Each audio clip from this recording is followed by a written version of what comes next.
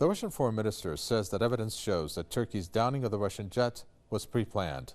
Sergei Lavrov says that his country will seriously reconsider relations with Turkey in light of the incidents. However, he added that Russia will not wage a war against its neighbor. The top Russian diplomat said that it is no secret that terrorists are using Turkish soil. Lavrov said that he supports the French president's proposal to close the border between Turkey and Syria to stop support for terrorists.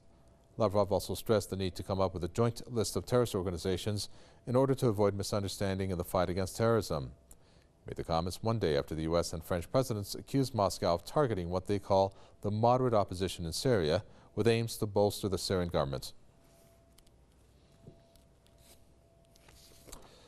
Marcus Papadopoulos, publisher and editor of First Politics, joins us from London to tell us what he thinks about this. Well, first, let's get right to the point about this being pre-planned. If you can, in your capacity, run us through how Turkey approached the whole issue, because I'm guessing it's not the first time they saw Russia in that area. Well, I certainly wouldn't rule out the possibility that the downing of the Russian fighter jet by Turkey wasn't pre-planned.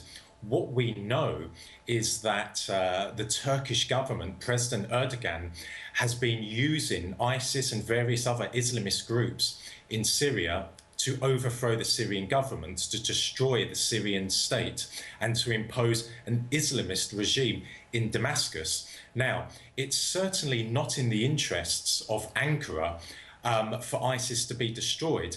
So by shooting down a Russian jet, that could scupper any coalition between Russia and America to destroy ISIS on the ground in Syria.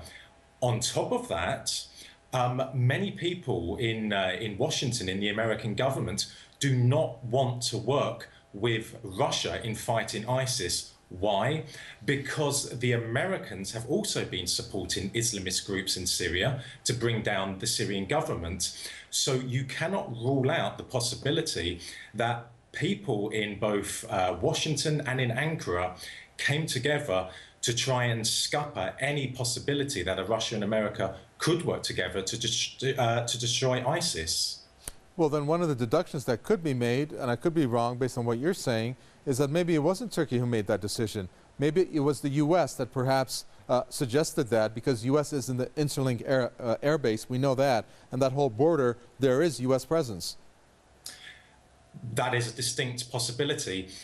Turkey is a staunch strategic ally and friend to the United States. But at the same time, no America, no Turkey. Turkey wouldn't have any influence whatsoever in the region.